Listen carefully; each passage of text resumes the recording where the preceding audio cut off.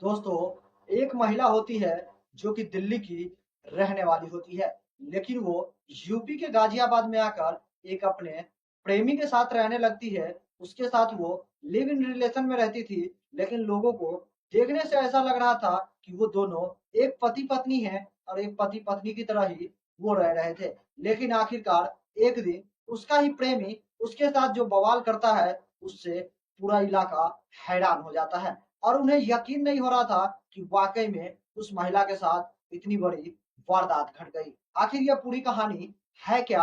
आज के इस वीडियो में मैं विस्तार से बताऊंगा। और दोस्तों, अगर इस तरह की कहानी आपको देखना पसंद है तो आप हमारे इस वीडियो को भी लाइक कर सकते हैं और चैनल को भी सब्सक्राइब कर सकते हैं। और इस तरह की वीडियो अगर अच्छी लगती है तो आप हमारा दूसरा चैनल स्टोरी क्रिएटर सुशील, उस चैनल को भी आप सब्सक्राइब कर सकते हैं। चलिए आज की इस कहानी की शुरुआत करते हैं और उस चैनल का लिंक आपको हमारे वीडियो के डिस्क्रिप्शन में मिल जाएगा।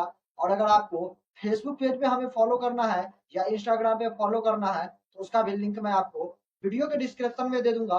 आप चाहे तो हमें वहां से भी अदर प्लेटफॉर्म पे फॉलो कर सकते हैं। तो चलिए आज की इस कहानी की शुरुआत करते हैं। नमस्कार दोस्तों, मेरा नाम है सुशील पंडित और आज की जो यह कहानी है काफी अजीबोगरीब और हैरान कर देने वाली है। दोस्तों, यह घटना उत्तर प्रदेश राज्य के जिसके अंतर्गत ट्रोनिका सिटी एक थाना क्षेत्र होता है और उसी थाना क्षेत्र के अंतर्गत इलायचीपुर एक गांव होता है। उसी गांव की यह घटना है। सुबह का लगभग 8 से 10 बजे का समय होता है।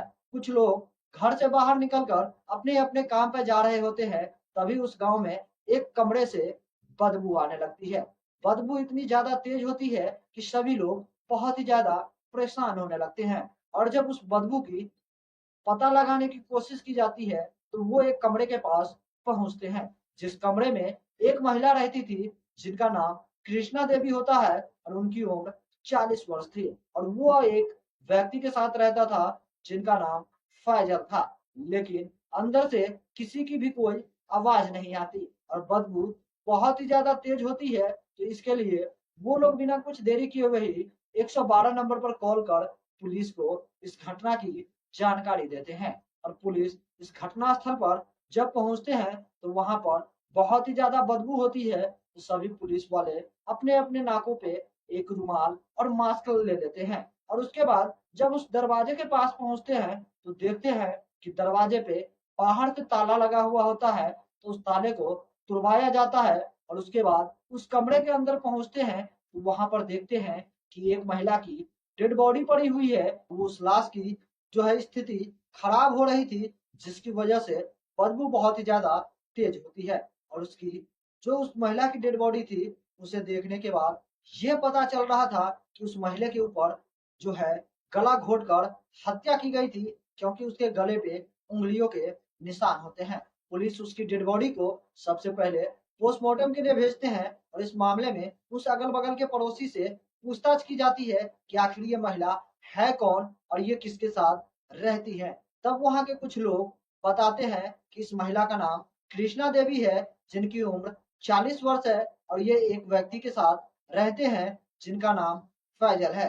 लेकिन जब फैजल के बारे में पूछताछ की जाती है तो पता चलता है कि लोगों को इन दोनों के बारे में ज्यादा कुछ भी पता नहीं होता है और ये दोनों देखने से ऐसा लग रहे थे कि दोनों एक पति पत्नी की तरह रह रहे हैं। लेकिन कृष्णा देवी जो थी वो एक हिंदू थी और फैजल उसका एक प्रेमी होता है जो कि मुसलमान था। और दोनों लिव इन रिलेशन में रह रहे होते हैं। लेकिन उन दोनों के बीच विवाद इसलिए बढ़ जाता है जिसकी वजह से उस कृष्णा की हत्या करने के लिए उस फैजल को इतना बड़ा कदम उठाना पड़ता है। दरअसल कृष्णा देवी जो होती है वो फैजल के ऊपर दबाव बनाने लगती है ताकि वो उसके साथ शादी कर सके। ऐसे रिलेशन में रहते रहते जो है कृष्णा उसे अपना पति मान चुकी थी और वो उससे शादी करना चाहती थी। लेकिन फैजल उसे अपनी पत्नी मानने को बिल्कुल भी तैयार नहीं था। उसे वो तो सिर्फ बस यूज कर रहा था, जिसको लेकर ये बात बहुत ही बिगड़ जाती है और मौका पाकर जो है फैजल उसकी गला घोटकर बेरहमी से हत्या कर देता है और उसके बाद उस घर का दरवाजा बंद करके वहां से फरार हो जाता है। और आखिरकार पुलिस के पास जब पोस्टमार्टम रिपोर्ट आती है तो उससे यह पता चलता है कि उन दोनों के बीच पहले शारीरिक संबंध बने थे और उसके बाद उस महिला कृष्णा देवी की हत्या कर दी गई थी। और पुलिस उस फैजल की तलाशी करते हैं, कई जगह छापेमारी की जाती है और छापेमारी करने के बाद आखिरकार फैजल आरोप को, जो कि एक आरोपी था, उसे पुलिस गिरफ्तार कर लेते हैं। और गिरफ्तार करने के बाद जब उससे इस सारे मामले के बारे में पूछताछ की जाती है, तब पता चलता है कि वो, जो कि कृष्णा देवी थी, वो दिल्ली के एक इलाके की रहने वाली थी और फैजल के साथ दोनों लिव इन रिलेशन में रहते हैं। लेकिन कृष्णा देवी को फैजल के साथ शादी करना था।